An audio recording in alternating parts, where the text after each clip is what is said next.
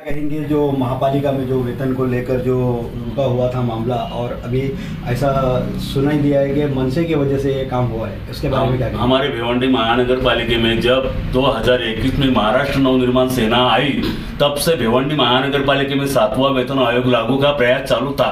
इसी वजह से हमारे यूनिट अध्यक्ष संतोष जी सालवे उन्होंने जाके ईडी से जो कुछ मसला था वो सब निपटाया और हमारे तरफ से जितना भी कामगार लोगों को, वर्कर लोगों को योगदान चाहिए था उतना हमने करके रखा है। 228 ठहराव जब मार्च में बता दिया कामगार का 15 दिन का पगार महानगर पालिका फंड के लिए रखेगा।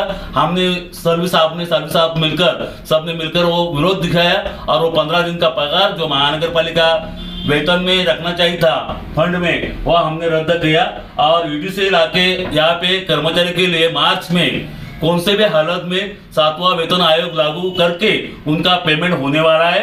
कामगार को बहुत ज्यादा बेहतर खुशी है, लेकिन ये भी कहना है कामगार को कि आप खुशी होकर कोई भी कदम आगे ना उठाए, क्योंकि जनवरी 2016 से शासन ने जो 7वां वेतन आयोग लागू किया वही तरफ से हमारे भिवंडी महानगर पालिका वर्कर को 7वां वेतन आयोग लागू 1 जनवरी 2016 तक उनका पूरा पेमेंट का जो फर्क है, डिफरेंट है, वो मिलना चाहिए, ऐसी हमारी मांग है महानगर पालिका से। सालवी जी क्या कहेंगे? ऐसी भी चर्चा है कि आयुक्त और महापौर ऐसा उनका बोलना है कि वो लागू उन्होंने करवाया है, लेकिन मनसे का इसमें क्या रोल है, आप क्या कहेंगे इस बारे में?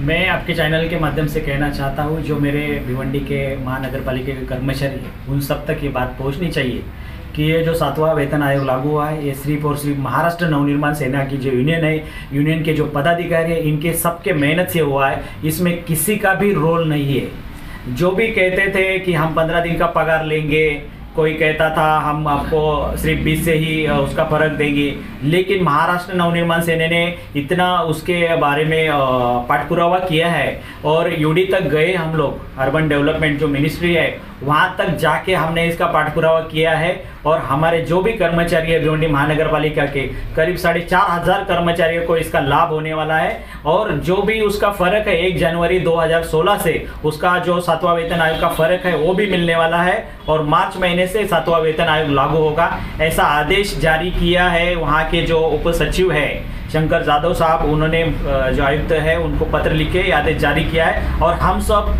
कर्मचारी, हम यूनियन, हम इसके बारे में बहुत खुश है कि हमारा जो प्रयास था, जो पिछले 7-8 महीने से हम लोग इसके ऊपर काम कर रहे थे, आज वो पूरा हो गया है और हमारे कर्मचारियों को उसका लाभ मिलने वाला है। महानगर पालिका चुनाव में मनसे भी सीट उतरेगी, क्या उसमें आपकी क्या भूमिका रहेगी?